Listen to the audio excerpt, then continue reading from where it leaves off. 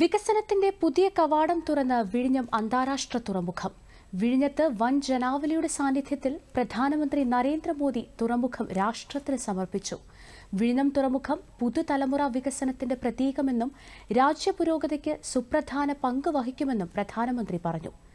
സംസ്ഥാന സർക്കാരുമായി സഹകരിച്ച് കേരളത്തെ ഗ്ലോബൽ മാരിടൈം ശൃംഖലയുടെ പ്രധാന കേന്ദ്രമാക്കുമെന്നും പ്രധാനമന്ത്രി പറഞ്ഞു. സമുദ്ര വ്യാപാര രംഗത്ത് രാജ്യത്തിന്റെ ഗെയിം ചേഞ്ചറാവാനൊരുങ്ങി വിഴിഞ്ഞം. അന്താരാഷ്ട്ര കപ്പൽ ചാലിൽ നിന്ന് 10 നോട്ടിക്കൽ മൈൽ മാത്രം അകലെയാണ് പ്രകൃതിദത്ത ആഴമുള്ള രാജ്യത്തിലെ തന്നെ ആദ്യ സമർപ്പിത ട്രാൻസ്ഷിപ്മെന്റ് സെമി ഓട്ടോമേറ്റഡ് തുറമുഖമായ വിഴിഞ്ഞം. തുറമുഖത്തിന്റെ കമ്മീഷനിംഗ് പ്രധാനമന്ത്രി നരേന്ദ്രമോദി കഴിഞ്ഞ ദിവസം നിർവഹിച്ചു. ഗവർണറുടെയും മുഖ്യമന്ത്രിയുടെയും ജനപ്രതിനിധികളുടെയും സാന്നിധ്യത്തിലായിരുന്നു ഉദ്ഘാടന ചടങ്ങ്. This is not just a new port, but the beginning of a new era that will give Indian trade and logistics a stronger global presence. വിഴിഞ്ഞത്തെ പുതുതലമുറ വികസനത്തിന്റെ പ്രതീകമെന്നാണ് പ്രധാനമന്ത്രി വിശേഷിപ്പിച്ചത്.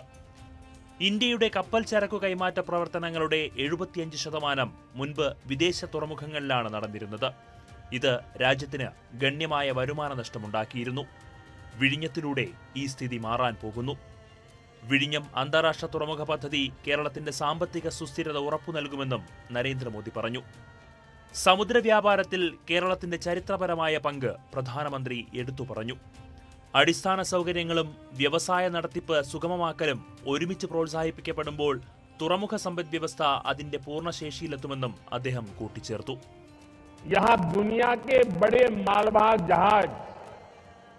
आसानी से आ सकेंगे.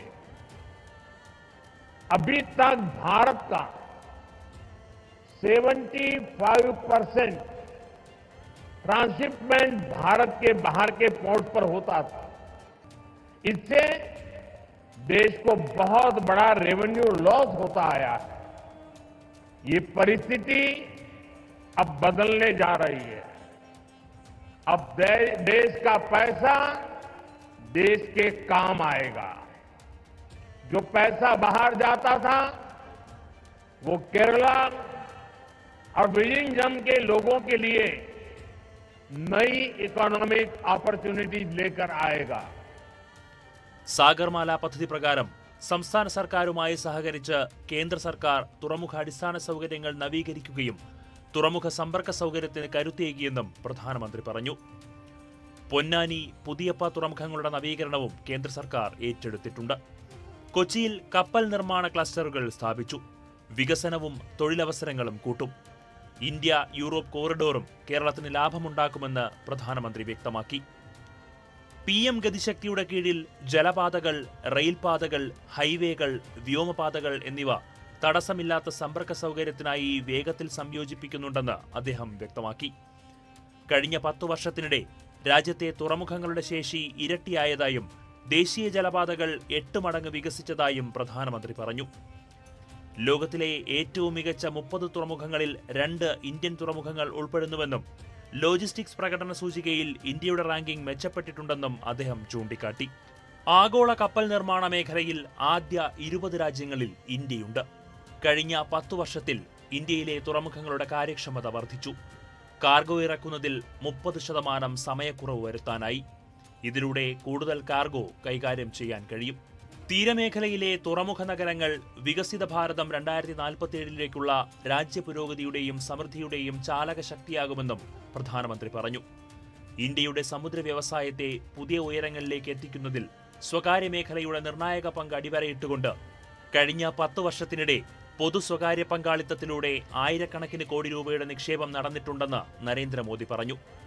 ഈ സഹകരണം ഇന്ത്യയിലെ തുറമുഖങ്ങളെ ആഗോള നിലവാരത്തിലേക്ക് ഉയർത്തുക മാത്രമല്ല, അവയെ ഭാവിയിലേക്ക് സജ്ജമാക്കുകയും ചെയ്തുവെന്ന് അദ്ദേഹം ചൂണ്ടിക്കാട്ടി. കഴിഞ്ഞ ദശകത്തിൽ പ്രധാന സാമൂഹിക മാനദണ്ഡങ്ങളിൽ കേരളത്തിന്റെ പുരോഗതി ഉറപ്പാക്കിക്കൊണ്ട് സഹകരണ ഫെഡറലിസത്തിന്റെ മനോഭാവത്തോടെയാണ് സർക്കാർ പ്രവർത്തിക്കുന്നതെന്ന് അദ്ദേഹം അഭിപ്രായപ്പെട്ടു. भारत सरकार केरला के विकास से देश के विकास के मंत्र पर भरोसा करती है. हम कोऑपरेटिव फेडरलिज्म की भावना से चल रहे हैं. बीते 1 दशक में हमने केरला को विकास की सोशल पैरामीटर पर भी आगे ले जाने का काम किया है। जल जीवन मिशन, उज्ज्वला योजना, आयुष्मान भारत, प्रधानमंत्री सूर्यघर मुफ्त बिजली योजना, ऐसी अनेक योजनाओं से केरला के लोगों को बहुत लाभ हो रहा है। ജൽ ജീവൻ മിഷൻ, ഉജ്ജ്വല യോജന, ആയുഷ്മാൻ ഭാരത്, പ്രധാനമന്ത്രി സൂര്യഘർ സൗജന്യ വൈദ്യുതി പദ്ധതി എന്നിവയുൾപ്പെടെ കേരളത്തിലെ ജനങ്ങൾക്ക് പ്രയോജനം ചെയ്ത നിരവധി സംരംഭങ്ങളെക്കുറിച്ചും പ്രധാനമന്ത്രി പരാമർശിച്ചു. ഉദ്ഘാടന ചടങ്ങിനോടനുബന്ധിച്ച് പോർട്ട് ഓപ്പറേഷൻ കേന്ദ്രത്തിന്റെ പ്രവർത്തനവും പ്രധാനമന്ത്രി നേരിട്ട് വിലയിരുത്തി. കൂടുതൽ ആഗോള സമുദ്ര വ്യാപാരത്തെ ഇന്ത്യയിലേക്ക് ആകർഷിക്കുന്ന ഒരു പുതിയ കവാടമായി വിഴിഞ്ഞം തുറമുഖം മാറിയതോടെ രാജ്യത്തിന്റെ പുതിയ സമുദ്രയുഗത്തിന് തുടക്കമായി. പൂർണ്ണമായും ഓട്ടോമേറ്റഡ് യാർഡ് ക്രെയിനുകളും remote operated ship to shore ക്രെയിനുകളും വിഴിഞ്ഞത്തെ തുറമുഖ പ്രവർത്തനങ്ങൾക്ക് വേഗവും സുരക്ഷയും നൽകുന്നു. IIT മദ്രാസുമായി സഹകരിച്ച് വികസിപ്പിച്ച ഇന്ത്യയിലെ ആദ്യത്തെ തദ്ദേശീയ AI അധിഷ്ഠിത വെസൽ ട്രാഫിക് മാനേജ്മെന്റ് സിസ്റ്റം സുരക്ഷയും ഏകോപനവും ഉറപ്പാക്കുന്നു. 867 കോടി രൂപ ചിലവിലാണ് തുറമുഖത്തിന്റെ ആദ്യഘട്ടം പൂർത്തിയാക്കിയത്.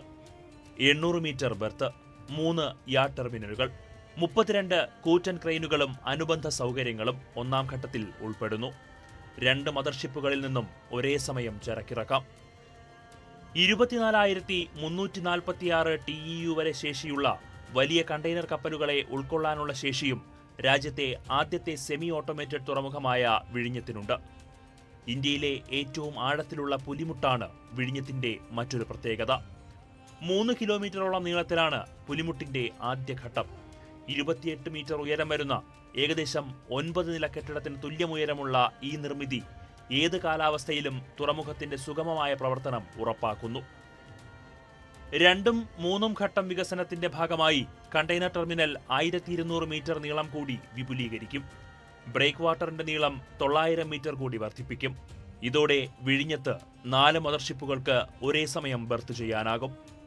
കണ്ടെയ്നർ സംഭരണ യാർഡിന്റെയും ബന്ധപ്പെട്ട അടിസ്ഥാന സൗകര്യങ്ങളുടെയും വികസനം, 1220 മീറ്റർ നീളമുള്ള മൾട്ടിപർപ്പസ് ബർത്തുകൾ, 250 മീറ്റർ നീളമുള്ള ലിക്വിഡ് ബർത്തുകൾ, ലിക്വിഡ് കാർഗോ സംഭരണ സൗകര്യങ്ങളുടെ വികസനം എന്നിവയ്ക്ക് ആവശ്യമായ 77.17 ഹെക്ടർ വിസ്തൃതിയിലുള്ള ഭൂമി ഡ്രഡ്ജിങ്ങിലൂടെ കടൽ നികത്തി കണ്ടെത്തും. വിഴിഞ്ഞം അന്താരാഷ്ട്ര തുറമുഖത്തെ ദേശീയ റെയിൽ ശൃംഖലയുമായി ബന്ധിപ്പിക്കുന്ന 10.7 കിലോമീറ്റർ റെയിൽപാതയുടെ നിർമ്മാണ ചുമതല കൊങ്കൺ റെയിൽവേ കോർപ്പറേഷനാണ്. ബാലരാമപുരം റെയിൽവേ സ്റ്റേഷനുമായി ബന്ധിപ്പിക്കുന്ന നിർദ്ദിഷ്ട പാതയുടെ 9.2 കിലോമീറ്ററും തുരങ്കപാത വഴിയാണ് കടന്നുപോകുന്നത്.